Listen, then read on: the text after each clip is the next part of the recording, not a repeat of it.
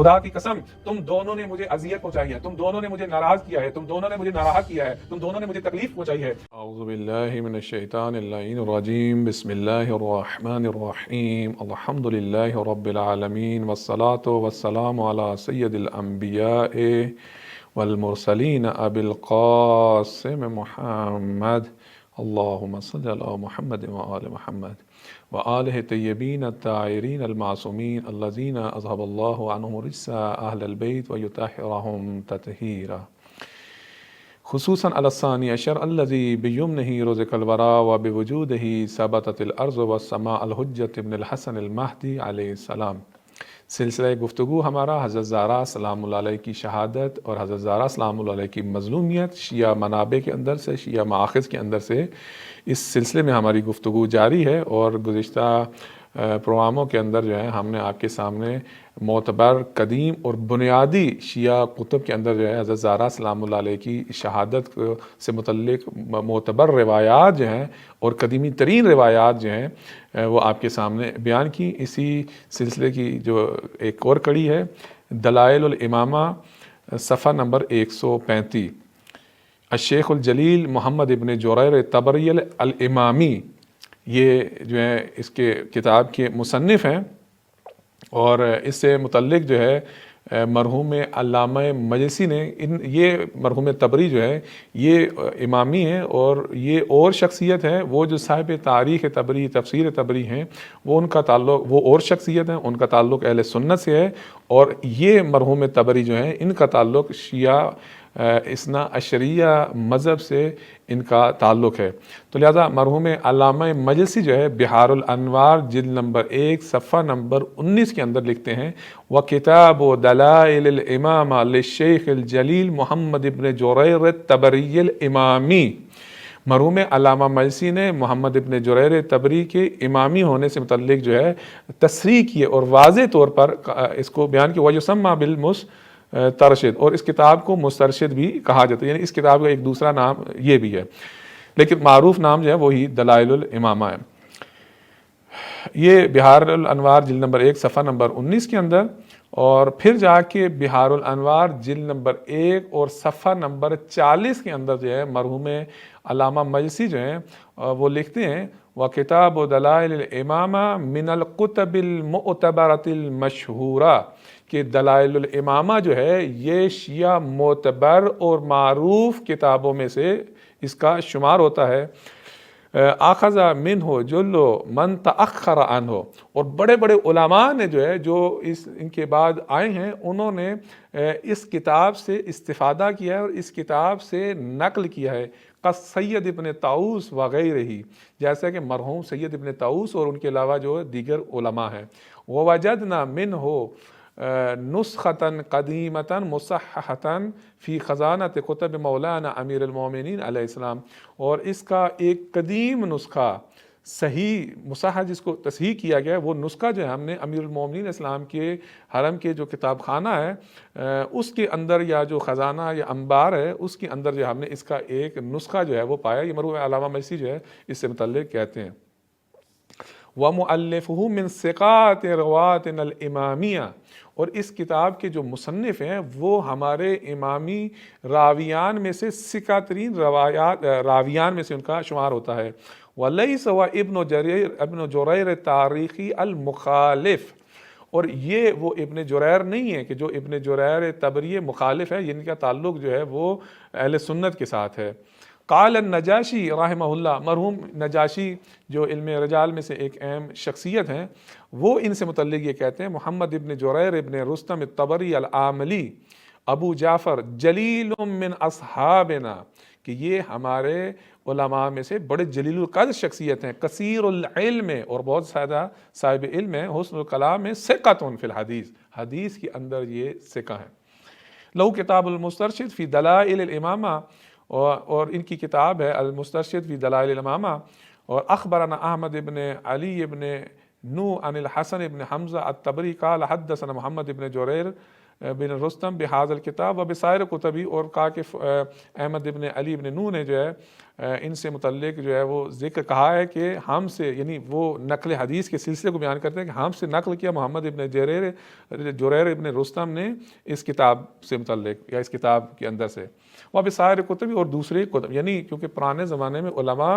جو کتابیں تھیں اس یہ مذہب شیعہ کے اندر یہ ایک اور امتیاز ہمیں حدیث کی کتب کے اندر حاصل ہے کہ جہاں پہ راوی کا سلسلہ بیان کیا جاتا تھا وہ کتاب کا جو نسخہ ہوتا تھا اس نسخے کے بھی متعلق جو ہے وہ سند کو ذکر کیا تھا کہ یہ نسخہ کون سا تھا، یعنی یہ ایک مذہب شیعہ کو ایک امتیاز حاصل ہے کہ راویان کے علاوہ خود اس نسخے کی بھی بررسی ہوتی تھی اور پھر جو ہے وہ بیان کیا تھا یہ کون سا نسخہ تھا اور یہ نسخہ کس کے پاس ہے اور کن کن لوگوں سے وہ نسخہ جو ہے وہ پہنچا ہے۔ قال شیخ فی الفہرست محمد ابن جریر ابن رستم الطبری الکبیر یقن ابا جعفر دین فاضل ولیس هو صاحب التاریخ، یہ صاحب تاریخ نہیں ہے، وہ تاریخ طبری والے یا تفسیر طبری والے، فإنه عامر، وہ جو تھے ان کا تعلق اہل سنت سے تھا، وَلَهُ كُتُبٌ جُمَّةٌ مِنْهَا کتاب المسترشد، ان کی بہت زیادہ کتابیں اس امامی طبری کی اور جس میں سے ایک کتاب المسترشد فی دلائل الامامہ ہے۔ تو یہاں تک جو ہے وہ آپ کے سامنے بیان کیا ہے، یہ دلائل الامامہ جو ہے معتبر مصنف کی ہے کہ جو ثقہ ہے شیعہ کے نزدیک، اور ان کی کتاب بھی معتبر ہے۔ اس کتاب کے اندر وہ سلسلہ سند کے ساتھ جو ہے معتبر سلسلہ سند ہے اس کا، اور اس کے بعد وہ فرماتے ہیں کہ والدت فاطمہ تو علیہ السلام، حضرت زہرا سلام اللہ علیہ جو ہے وہ جمادی الاخرہ جو ہے 20 جمادی الاخر یعنی جمادی الثانی جو ہے دنیا میں تشریف لائیں، اور بعثت کے جو ہے وہ رسول اللہ صلی اللہ علیہ وآلہ وسلم کی مولد یعنی ان کی ولادت سے 45 سال جو ہے وہ گزر چکے تھے۔ اب اس روایت کے اندر جو ہے وہ آخر میں پھر بیان کرتے ہیں کہ بی بی سلام اللہ علیہ کی جو ہے وہ 3 جمادی ثانی کو جو ہے وہ شہادت ہوئی ہے، تو اب وہ جو روایت ذکر کرنی تھی اور جو اس کا حصہ روایت کا جو بی بی سلام اللہ علیہ کی شہادت سے متعلق ہے، وَكَانَ سبب وفاتها ان کنفذا مولا فلان لاقظها بنعل السیف بامرہ، کہ ان کی وفات کا، ان کی اس دنیا سے رحلت کا سبب یہ تھا کہ کنفذ جو فلاں شخص کا غلام تھا اس نے وہ شمشیر کا جو دستہ ہے وہ اپنے آقا کے حکم سے جو ہے بی بی سلام اللہ علیہ کو مارا، فَأَسْقَطَتْ مُحْسِنًا وَمَرِضَتْ مِنْ ذَلِكَ مَرَضًا شَدِيدًا، تو بی بی سلام اللہ علیہ کے جو فرزند محسن تھے رسول اللہ صلی اللہ علیہ وآلہ وسلم نے ان کا اسم گرامی محسن رکھا تھا اور کہا تھا کہ بی بی سلام اللہ علیہ کا بیٹا جو ہے اس کا نام محسن ہوگا، یعنی خود رسول اللہ صلی اللہ علیہ وسلم نے ان کی اس سے متعلق خبر بھی دی اور کہا کہ ان کا محسن ہوگا حسن، حسین اور محسن، یہ تینوں اسماء گرامی جو ہیں رسول اللہ صلی اللہ علیہ وآلہ وسلم نے وحی الہی کے ذریعے جو ہے معین کیے ہیں، تو وہ تیسرے فرزند جو دنیا میں آنے تھے ان کا نام بھی رسول اللہ صلی اللہ علیہ وسلم نے تجویز کیا، اس کی طرف یہ اشارہ ہے۔ اور وہ فَأَسْقَطَتْ مُحْسِنًا کہ بی بی سلام اللہ علیہ کے یہ تیسرے جو فرزند تھے وہ سکت ہو گئے اور شہید ہو گئے، وَمَارَ ذات من ذالک مرضًا شدیدا، بی بی سلام اللہ علیہ کے اوپر یہ جو ظلم ہوا اس سے بی بی سلام اللہ علیہ بہت شدید مریض ہو گئی، وَلَمْ تَدَعْ أَحْدًا مِمَّنْ أَذَاهَا يَدْخُلْ عَلَيْهَا، اور بی بی سلام اللہ علیہ نے منع کر دیا اور اجازت نہیں دی کہ جن لوگوں نے بی بی سلام اللہ علیہ کو اذیت دی ہے وہ بی بی سلام اللہ علیہ کے پاس حاضر ہوں یا بی بی سلام اللہ علیہ سے ملیں۔ وَكَانَ الرَّجُلَانِ مِنْ أَصْحَابِ النَّبِي صلی اللہ علیہ وآلہ وسلم سَأَلَ أَمِيرَ الْمُؤْمِنِينَ أَنْ يَشْفَعَ لَهُمَا إِلَيْهَا،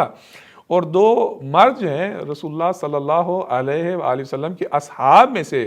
انہوں نے امیر المومنین علیہ السلام سے سوال کیا کہ آپ شفاعت فرمائیں، واسطہ گیری کریں بی بی سلام اللہ علیہ سے کہ ہم ان سے ملنا چاہتے ہیں، ہم ان سے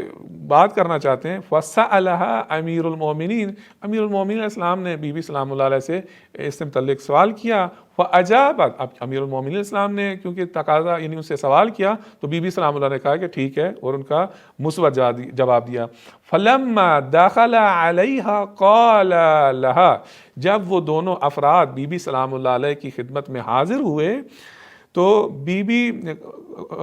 قال لہا، تو بی بی سلام اللہ علیہ سے ان دونوں افراد نے کہا کیف انت یا بنت رسول اللہ، اے دختر پیغمبر، اے بنت پیغمبر، اے رسول اللہ کی بیٹی، آپ کا کیا حال ہے؟ قالت بخیر بحمد اللہ، خداوند کریم کا شکر ہے۔ ثم قالت لہما، اب بی بی سلام اللہ علیہ نے ان دونوں سے، ان دو افراد سے کہا،